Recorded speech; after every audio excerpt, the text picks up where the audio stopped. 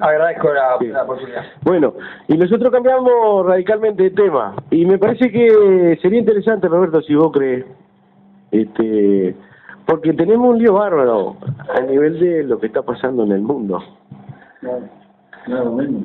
Claro, porque hay un montón de acontecimientos que no se interpretan, porque los propios medios de comunicación, ¿verdad?, se han encargado de confundir. Claro, son medios de comunicación al servicio del capital, ¿verdad?, al servicio de las potencias fundamentalmente occidentales, que hacen que la opinión pública internacional termine justificando cualquier tipo de acción, ¿verdad? Entonces, sería interesante, ya que te tenemos acá y sos un tipo que sos conocedor de esto porque te preocupás por estos temas, que no son fáciles, que nos pudiera pintar un panorama de la situación que hoy se está viviendo a nivel internacional. Para nosotros es muy importante esto. ¿Qué te parece, Roberto? Bueno, yo voy a dar mi opinión, soy un vecino más, pero son temas que importan, nos importan a todos, ¿no? Entonces, ¿por dónde podríamos empezar? Ahora se utiliza una expresión que la economía, nuestra economía, se ha desacelerado. Está bueno, eso me gusta. Es un hallazgo. Yo ahora voy a empezar a decir, no que estoy envejeciendo a grandes tragos, voy a decir que mi juventud se desacelera. Es decir, que sigo en el proceso de la juventud, pero me desacelera un poco, ¿no? No vayan a pensar que voy de cabeza, ¿no? Envejeciendo todos los días un poquito. Bien. Entonces, esa famosa desaceleración, que se habla acá de una desaceleración, en realidad no nos pertenece, aún llamándolo así, no nos pertenece. No es la economía uruguaya lo que se está desacelerando. Lo que se está desacelerando es la economía de las potencias mundiales de Occidente. ¿Cómo es eso? ¿Cómo es eso? Es que han aparecido otras potencias industriales que le vienen comiendo el mercado. China. Por ejemplo, China, claro. China se está quedando con ramas y ramas y ramas de la industria en el mercado. Lógicamente, las potencias de Europa y Estados Unidos empiezan todas esas líneas industriales a cerrar, no aguantan la competencia. Entonces, ¿qué pasa? Se les desacelera la economía. Ahora, si ocurre que nosotros le vendemos productos de nuestra producción a Europa y Estados Unidos, y como tienen problemas ellos económicos, por su desaceleración, nos dejan de comprar. Y si nos dejan de comprar, nos desaceleramos nosotros. Para usar el léxico este famoso, que en realidad es pintoresco, pero en realidad es como una perversión de la realidad. Muy bien. Entonces, ¿qué hay ante esa desaceleración de las potencias occidentales con las que hemos tenido comercio gran parte de la vida de este país? Los individuos no pueden encajar el golpe, no quieren encajar el golpe, entonces van a un ajuste en toda aquella parte del mundo que ellos tienen control. Entonces, para no perder la carrera frente a países emergentes, potencias industriales emergentes como China, como India, aún la misma Rusia, que no tiene el mismo desarrollo industrial, sí lo tiene técnico y científico. ¿Cuál es la respuesta de ellos? Un ajuste. Entonces, ¿a dónde ajustan? En todo el campo que es de dominio de ellos. Entonces, en Uruguay, que es campo de dominio de ellos, el ajuste se expresa en casi todos los campos. Por ejemplo, en el campo económico, quieren aceleradamente que caigan las últimas barreras defensivas de este país, en el mismo momento que lo está haciendo con otros países en forma similar. Entonces, tenemos una ley de minería que la sacan entre gallo y medianoche a toda velocidad, que es simplemente la entrega total de los suelos y los subsuelos de este país. Ahora, esa ley de minería no la escribió ningún político uruguayo. Vos lees la misma ley de minería, es la del Perú, y lees la misma, y son los textos igualitos. Vino de fuera, vino de los centros de poder, ¿verdad? Entonces, en el plano económico, cosas como esa. En el plano económico también viene el ajuste de salarios. El mismo ajuste de salarios que acá se impone, ¿no? Porque los consejos de salario son un eufemismo, es una palabra más. Es el gobierno el que pone el techo para los salarios. Es el mismo que quieren imponer en Perú, en Chile, es el mismo. Viene desde los centros de poder, ¿verdad? Y así vamos rubro por rubro.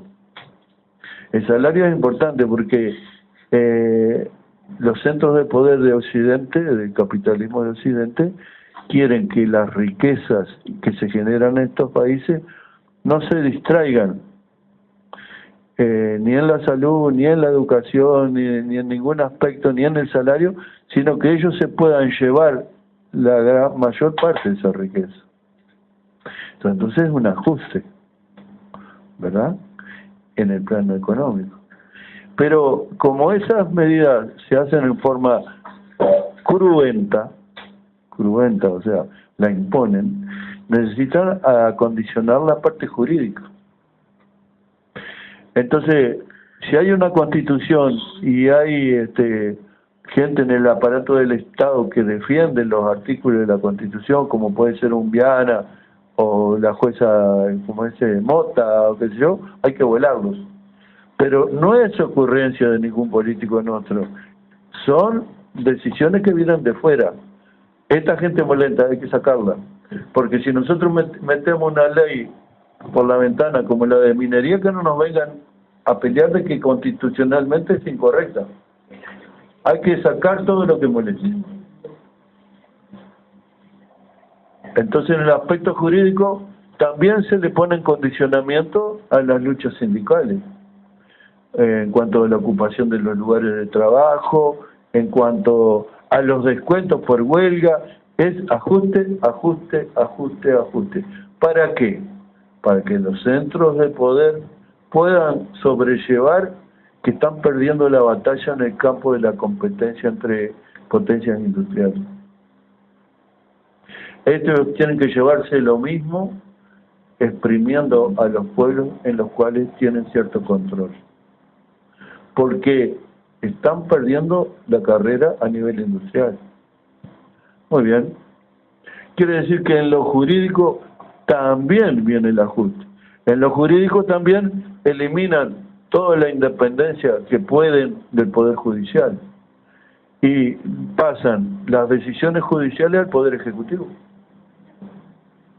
Entonces, en vez de lidiar contra un Poder Ejecutivo adverso quizá y un Poder Judicial adverso quizá a sus intereses, a sus maniobras, a sus leyes anticonstitucionales, que lo único que hacen es permitir la entrega, ahora es el Poder Ejecutivo el que predomina sobre el Poder Judicial. Entonces, te eliminan fiscales, jueces, qué sé yo, y se hace una estructura vertical que depende de la voluntad del Poder Ejecutivo, del presidente y sus ministros. La huelga de los judiciales es solo el reflejo de ese ajuste. Tienen que someter al Poder Judicial a los designios de un Ejecutivo que a su vez es dependiente de los centros de poder internacional. Entonces, podemos seguir largamente con las medidas de ajuste, acelerado ajuste, que en realidad son consecuencia de esa desaceleración de un campo capitalista que ya no puede vivir como antes porque aparecieron otros centros de desarrollo industrial y técnico y científico. Eso es lo que estamos viviendo. Si el Ministerio del Interior, que acá hay un hombre que trabajó en el Ministerio del Interior, implanta o instrumenta el plan de espionaje a toda la familia uruguaya, ¿cómo es que se llama? El vigilante. Algo así, el guardián. El guardián. El guardián. Es parte de eso, del control necesario. Tratar de eliminar el problema antes que nazca. No vaya a ser que Sena o cualquier eso hagan una movilización que atente contra los intereses multinacionales. ¿Verdad? Sí. Entonces, es todo un paquete que en forma muy veloz lo están instrumentando. Sin hablar de los acuerdos secretos con los gobiernos títeres, como tenemos acá. Pero es parte de la misma historia. No es ninguna otra historia. Es la misma. Y después tenemos, como dicen los timberos, 5 reales aparte, que es, creamos un organismo que es el MIDES para disimular esas brutales políticas de ajuste. Entonces, el MIDES tiene por función identificar a quién le tiramos unos pesos, para que toda la medida de ajuste no genere una reacción popular enjundiosa.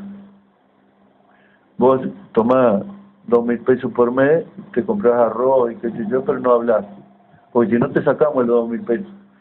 Y como la producción se cae y cierra la lactería y cierra y cierra tal otra, la gente tiene que sobrevivir.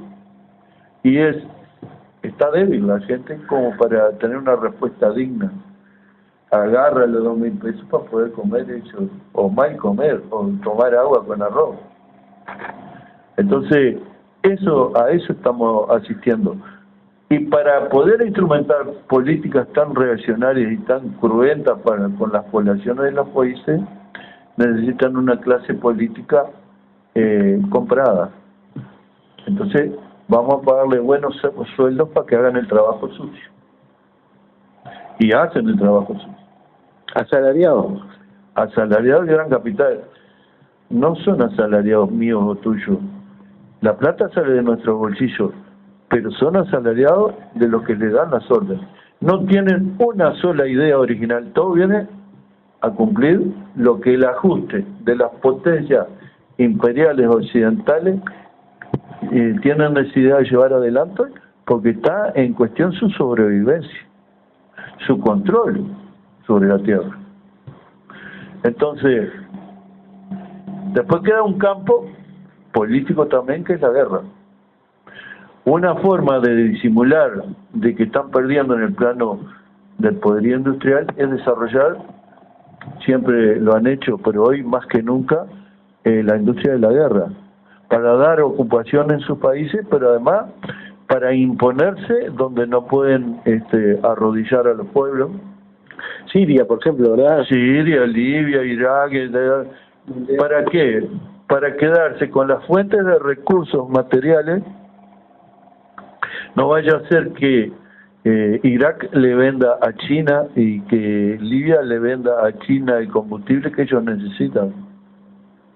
Se lo roban con la guerra, matan 500.000 personas, 1.000.000 de personas, y se apropian, roban, pero están en este momento, desde luego, como siempre, robando para acumular, pero la novedad es que ahora están robando para sobrevivir. Eso es lo nuevo que tenemos. Por eso son tan feroces, porque está en juego la sobrevivencia. Y ni siquiera hoy, como ayer, tienen las garantías que en el plano de la guerra van a triunfar. Porque en donde allí han ido se han empantanado. En el mejor de los casos se empantanaron. Y en algunos lugares ya las potencias emergentes le dicen, bueno, hasta aquí llegaron. Explica lo que es potencia emergente para que quede. ¿Cómo no? En el mundo capitalista, pongamos Uruguay. Uruguay es productor de alimentos. En periodos felices de este país, esos alimentos se industrializaban. Entonces, Acá se hacía de la semilla de los granos aceite. Acá de la lana se hacían telas. Y con las telas se hacían hechuras de vestimenta. Se industrializaba los productos primarios. ¿Verdad? Ese proceso, si sigue hacia arriba y va a más, llega un momento que el Uruguay va a querer hacer sus propias máquinas para la industria textil, sus propias máquinas para hacer el aceite comestible o el aceite de máquina, etcétera, etcétera. Entonces, ¿qué pasa? Llega el momento que el Uruguay, por propio desarrollo, va a querer explotar el hierro que tiene. ¿Para qué? Para hacer altos hornos, que los altos hornos le permitan hacer las máquinas para trabajar la tierra, o las máquinas industriales necesarias para la industria de la que elabora los productos primarios del campo. Y así vamos. Entonces, ese proceso en el Uruguay o en cualquier país del mundo es el que ha llevado a algunos países que ese proceso que brevemente contamos en China se cumplió, y de productores primarios pasaron a la industria liviana, y de la industria liviana necesitaron los altos hornos, y así, etcétera, etcétera.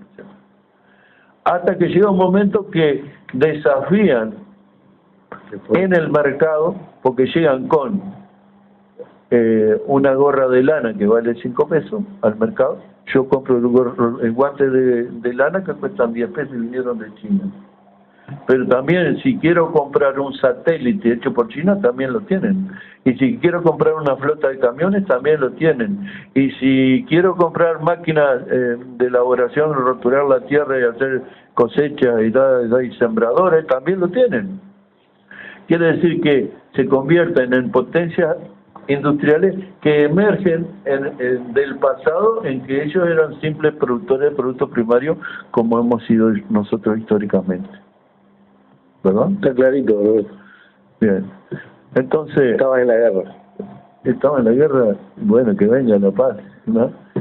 Entonces, en la desesperación, llevan la guerra adelante. Ahora, las guerras le han costado mucho en los países de origen, en Francia, en Estados Unidos, los que llevan la guerra al mundo para saquear.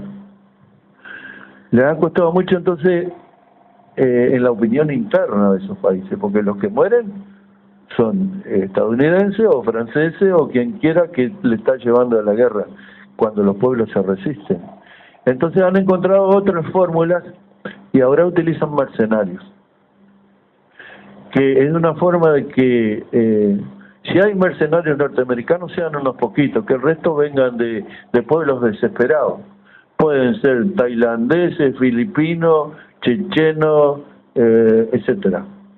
Ellos se aseguran, las potencias que están en riesgo de sobrevivencia, se aseguran que los jefes respondan a ellos. Entonces, entre los jefes de repente hay gente muy preparada en el plano militar por el Pentágono, o por Israel, o por Arabia Saudita. Pero el resto son mercenarios puros y duros, que le aseguran parte del saqueo. Arreglan parte del saqueo. Entonces nos llevamos el petróleo, bueno, ustedes se quedan con una parte y nos pasan a nosotros el resto del petróleo. Si no, también nos convertimos en enemigos, en vez de ser amigos nos convertimos en enemigos suyos. Entonces, todo eso está pasando en el tablero del mundo. Pero ¿qué es lo que pasa? Ahora ya no solo fruto del saqueo, nosotros tenemos problemas de contaminación y muerte, porque ellos necesitan recaudar en el mínimo tiempo y no tienen ningún problema en deshacer el planeta, sino que lo que está en juego en el mismo momento es la sobrevivencia de las potencias, las viejas potencias de Europa y Estados Unidos. Están corriendo riesgos serios de sobrevivencia. Y entonces es la desaceleración famosa que hablamos de primero, la amenaza es de detención, que se detenga la producción industrial, y por lo tanto si la producción se detienen los bancos, la finanza, porque el motor de la generación de riqueza es la industria, la elaboración de productos. Sí. Los bancos simplemente se quedan con la mayor ganancia posible de esos productos, ¿verdad? Que el productor se quede con 10, nosotros nos quedamos con 90. Eso es lo que hacen los bancos. Pero si la producción se detienen los bancos. No hay a quien prestarle. Y por lo tanto no hay a quien cobrarle intereses. Si se detiene Sudantex, el crédito a los obreros de Sudantex para que se compraran una radio o un ventilador tan bueno como el de César Díaz, se lo daban los bancos. Pero también le prestaban a los dueños de Sudantex para comprar materias primas. Pero si se detiene Sudantex, se para el crédito. Eso en chiquito es lo que pasa a nivel mundial. Y todavía con el agravante, que hay algunos países emergentes que se ofrecen ellos para prestar, para generar el crédito necesario para la gente que ha caído en su capacidad de compra, ¿verdad? A todo nivel, para comprar los guantes de 10 pesos o para comprar la cosechadora o lo que sé yo. Entonces, ¿qué pasa? La influencia política de los países emergentes suplanta a la influencia política de los países imperialistas, de las potencias occidentales. Eso es lo que nos está pasando. Si yo me sigo calentando con Mujica o con el Cuco y la calle, en realidad me calento al cohete, porque ellos no mandan. No mandan. Igual te calientan, digo, porque si no va a pesar, ¿verdad? También nosotros porque tenemos un carácter asqueroso. Pero en realidad lo que está pasando es eso, ¿no? Sí, no tenés, dale, que está interesante. Lo que vos aclaraste con esto último, interesante, muy interesante. A veces nosotros identificamos como el enemigo a nuestro gobernante cuando es un simple asalariado pagado por su propio pueblo al servicio de esos intereses. Bueno, entonces vamos a vincularnos a cosas concretas, digo, porque se nos va el tiempo y no tenemos que ir para otro tablado, ¿no? En Argentina gana Macri en su disputa entre intereses económicos. Macri es representante de ese interés económico de argentinos que están vinculados a las potencias industriales de Occidente. Y pierden la elección capitalistas argentinos que tienen interés en algún tipo de desarrollo nacional, ¿verdad? Eso es obvio, es así. Ahora, Macri tiene un entusiasmo bárbaro. Entonces arrancó ya, medio que le pegó como dicen, un colazo a la presidenta. Ahora mandamos nosotros. No tenemos por qué soportar más esas pequeñas actitudes antiimperialistas que los kirchneristas tuvieron. Digo pequeñas para no engrandecer demasiado. Entonces sale con todo, el nuevo presidente y ya sale para Brasil a decirle a Dilma Rousseff, bueno, vamos a borrar a Venezuela de la UNASUR y qué sé yo. Entonces, ¿qué dice Dilma Rousseff? No, de ninguna manera. Ahora, Dilma Rousseff está en vía también de desaparición, o el PT en vía de perder el control político de Brasil. Va a venir la derecha. O sea, gente más a la derecha, digamos, los Macri brasileros, ¿verdad? A mí me parece, salvo mejor opinión, que se equivoca Macri. Va a venir la derecha brasilera, que es un poco más grande que la derecha argentina, ¿verdad? Y lo va a escupir, a expulsar a Venezuela de la UNASUR. Lo dudo mucho. ¿Por qué? ¿Por qué? Y porque Brasil tiene sus aspiraciones. El finado Chávez les va a plantear a los brasileros: hagamos una América unida contra las potencias industriales. Y yo te pregunto, y vamos a hacer futurología con días acá de testigos. Va a irse Dilma Rousseff porque la van a correr, va a venir la derecha y Brasil va a ir contra Venezuela. Yo digo que no. ¿Por qué? Porque Brasil se acaba de asociar con Rusia, con China, con Sudáfrica y con la India, países emergentes. ¿Para qué? Para salvarse él mismo. Él mismo. Entrar en el ómnibus correcto. Perdón lo del ómnibus. No va a jugar al ómnibus incorrecto que lo lleva al abismo. Claro. ¿Qué futuro tiene Estados Unidos y todo eso? Es muy incierto. Es muy incierto. En cambio, los otros están creando mercados y están creando una nueva banca y están creando el comercio internacional con otras monedas que no son el dólar ni el franco francés, ni el franco suizo, ni el euro. marco alemán, ni el euro. Entonces, no es por este espíritu apostólico que me parece a mí que Brasil no va a apoyar a Venezuela. Brasil va a generar su propio campo de influencia. No creo yo que se pongan de mandaderos de potencia que están en severos problemas. Sería un error político garrafal. Tremendo, hay que echarlos a todos, como dice la gente. Hay que echarlos a todos por ineptos. Claro. ¿No? Entonces, ¿cuál es la población más abundante en el mundo? China. No, señor, es la India, 1.200 millones.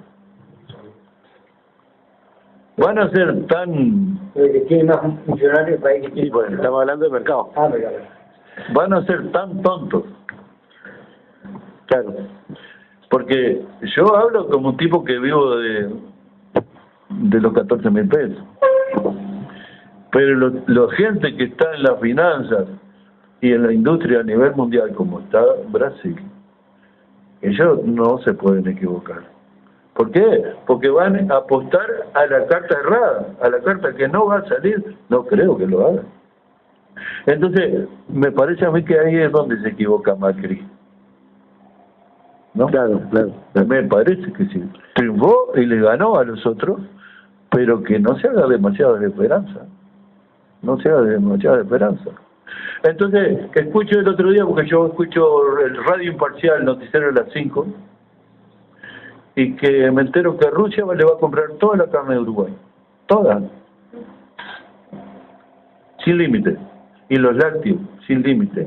Entonces, yo digo, ¿será tan fácil decir, como fueron varios políticos a Venezuela a tratar de desplazar a Venezuela y su papel de unificación de los países latinoamericanos? ¿Será tan fácil? ¿Será tan fácil? Pienso que no. ¿Por qué? Porque el concierto mundial indica que estamos viviendo eso, salvo mejor opinión. Esa es la mía. Me mira Díaz como diciendo, me debe plata. Bueno, eso es lo que podemos hablar largamente, pero así como un pantallazo. Claro, digo, aparecen un montón de cuestiones. Queda todavía, queda. Sí. Tenemos como 20. Esto es como el enamorado de la muerte. El tipo corría porque le quedaba poca vida, que quería ir a ver a la armada, ¿viste? Y tira la soga al balcón y sube por ahí y se le corta la soga. Hay un nuevo concierto internacional, es el tema, ¿verdad? ¿Qué otro grupo de los otros que tocan? El grupo de los 8 dice... Sí, que puede. Existen varios grupos que se siguen juntando porque están desesperados, ¿verdad? Frente a la situación que está planteada. El problema es que se le va terminando la posibilidad. Te agrego una cosa, dale. perdón, desabrupto. Ustedes se dan cuenta que los países amenazados de perder su poderío apuestan a la guerra y los países emergentes apuestan a la paz. Explícalo. Entonces vamos a suponer Rusia, después que hicieron pedazos Libia, Afganistán, dice, bueno, hasta aquí llegamos. Siria nos dice que quiere que los apoyemos porque el ejército inventado, ese terrorista, lo está atacando. Hasta aquí llegamos. Le avisa a los potencias occidentales que hasta aquí llegamos, ¿verdad? No sacan no sueltan una paloma, meten los barcos, los aviones, qué sé yo, le vamos a dar el Estado Islámico o el Estado terrorista porque hoy van contra Siria, mañana contra nosotros. Y levanta banderas de la paz. Llaman a todos los países del mundo a luchar contra el terrorismo, ¿verdad? Que es salado. Ustedes vieron lo que es el ejército islámico, que nada más que un ejército terrorista para que Occidente no pierda su supremacía. Explícalo, eso es importante, ¿no? Seguro, no es una opción religiosa, no lo es. porque islámicos es la mayoría de la población mundial y no van a la guerra, son como cristianos o cualquier otra religión, pero ese ejército islámico, la causa de su existencia es que necesitan rápidamente saquear a los países, no lo pueden hacer directamente porque no aguantan internamente en los países potencias industriales llevar una guerra directa porque su propia población se les pone en contra. Entonces crearon ejércitos de mercenarios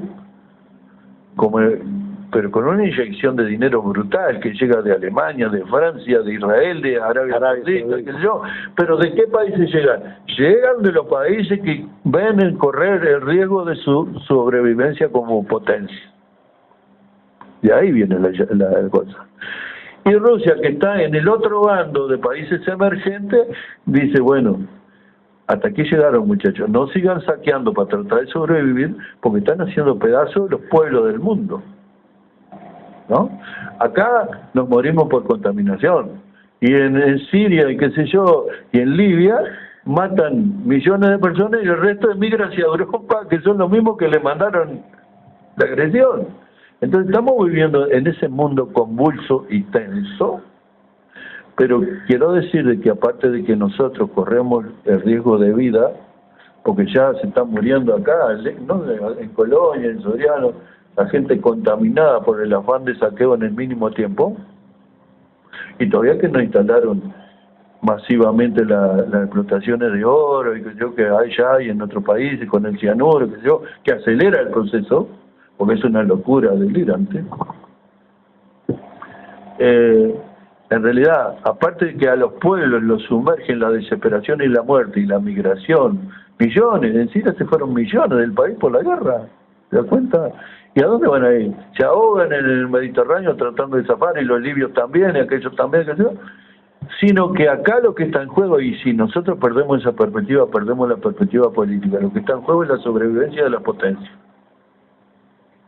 Eso es nuestra opinión. Por eso está tan salado el tema. Por eso está tan cruento, porque ya no están luchando por 50 pesos más. Un mercado común que se está haciendo, euroasiático, ¿no? Y todavía Rusia lo invita a Europa Occidental, vengan para acá, dejen la alianza con Estados Unidos, que acá pueden sobrevivir, ¿no? Un mercado inmenso de la mitad de la población mundial. Y sí. Entonces, no, eso es lo que queríamos hacer notar desde nuestra insignificante vecindad. Roberto, hay un tema que viste que bombardea a través de los medios, sí, que tiene que ver justamente con este Estado Islámico, con este ISIS. Sí. Podemos decir así lisa y llanamente que esto es un engendro de las potencias que ven correr en peligro su subsistencia. Así es. Su existencia. Así es. Qué increíble cómo los propios norteamericanos en sus cadenas de radio y televisión le pretenden y le hacen creer al mundo que ellos están en contra de el terrorismo cuando son ellos mismos los que lo generan como forma de allanarles el camino en otros países para poder saquearlo. Sí, esto no es un tema de chimentos. Nosotros sabemos que salen los aviones de Estados Unidos a bombardear al ISIS, el ejército terrorista, y en realidad bombardean al ejército sirio, el que está defendiendo a Siria. No es un tema de chumería, es un tema de pensar un poco para poder, entre líneas, sacar mentira de verdad. Claro. De los medios que dominan todavía las potencias industriales de Occidente, sí, sí, las que están viendo peligrar su vida. Por eso hoy escupen y se hace un agujero en el piso, porque te meten cualquier mentira. Sí, sí, sí. Y lo más lindo que ahora, por el hecho de que le haya dicho la parte que quiere la paz, le haya dicho, bueno, hasta aquí llegamos, se descubre que el ISIS explota los pozos robados de Irak y Siria, y salen los camiones, caravanas de camiones con tanques con petróleo para Turquía, y de Turquía compran ese petróleo robado, la plata es para que subsidiar el ejército islámico, y van para otros lados. Y esos otros lados, ya se menciona Israel, aún la propia Arabia Saudita, no sé, pero es un enchastre total. ¿Qué te ejemplifica?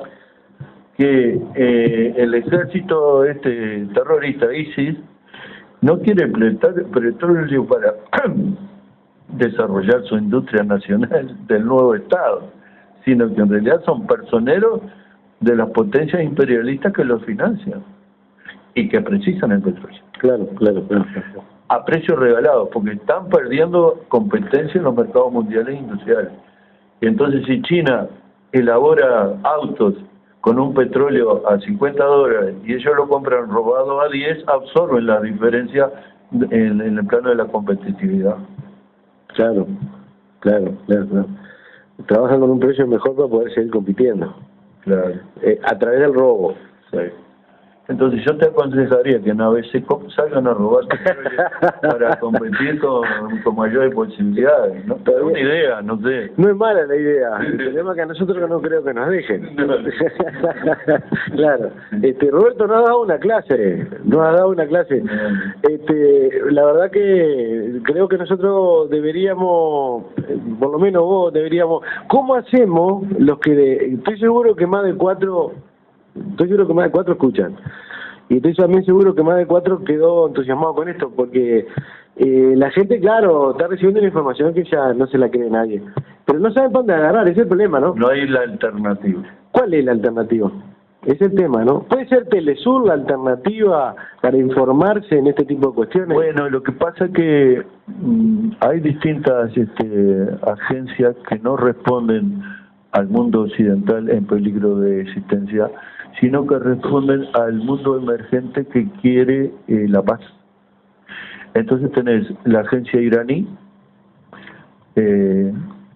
Hispan TV. Esto aparece por internet todo. Sí, claro. Tenés la venezolana todavía, que en manos de el partido de Maduro, pero que llega a toda América Latina y al mundo, que es Telesur. Tenés, por ejemplo, la agencia siria, que se llama Sana, como sana, colita de rana, se llama Sana. Tenés la agencia libanesa, que se llama ¿no? Como Al Capone, Al espacio Manar. Otro. Al Manar. Entonces, no son agencias que responden a ese mundo de la potencia occidental en riesgo de peligro. Responden a la parte esa emergente. ¿Se puede otra vez volver a polarizar el mundo o ya está polarizado? Y claro que está polarizado. Lo que pasa es que en un momento estuvo polarizado entre dos sistemas diferentes. En el tiempo de la Guerra Fría, Occidente contra la Unión Soviética y compañía.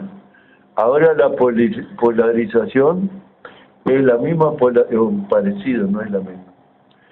La de la Primera y Segunda Guerra Mundial es la disputa del mundo por las potencias industriales, que ahora tienen un ingrediente, que hay situaciones y países que están pensando que de repente estaría bueno, no sé si instrumentar el socialismo, sino tampoco humanizar el capitalismo, sino buscar formas alternativas que aseguran la paz en forma permanente. Para eso la única fórmula es la redistribución de la riqueza. Claro, naturalmente. Que yo sepa. Sí, no existe otra. Eso está o sea, para que yo me tranquilice, vos, chino, me tenés que pagar lo que me debes. Claro, yo no te puedo tranquilizar, ¿no? Está bien. Bueno, para terminar, la última. Sí. Pues tenemos, por un lado, no es Sony 28. Por un lado tenemos... Corro. Bueno, entonces nos vamos. Le dejamos para después. A ver, no, sobre la polarización, porque interesante. Tenemos, por un lado, la China, la India, Rusia, y ¿cuántos países más? Bueno, el BRIC lo componen eso: China, Rusia, la India, Sudáfrica y Brasil. Yo me pregunto, ¿no? Nosotros fuimos a primera escuela, capaz que ya en segundo patinamos. yo te pregunto, ¿vos crees que Brasil va a perder esa posición? Después de esta explicación, no. ¿Eh? Después de esta explicación, no. Yo no creo. Claro. Y si no, empiezo a vivir de vuelta. Claro. Vivía el santo pues. Claro. Bueno, nos vamos, Roberto, nos vamos, te tenés que ir. Bueno, en alegría, un saludo para César Díaz, que me miró de una forma penetrante. Está bien. Y además le deseamos avances en lo que es su tarea que nos estuvo contando, la dificultad que tienen las FM para hacer realmente radios comunitarias, o sea, sin perder el espíritu de diversidad y democrático, etcétera, etcétera. Nos estuvo explicando un rato y que le deseo suerte porque es necesario la actividad de la radio comunitaria.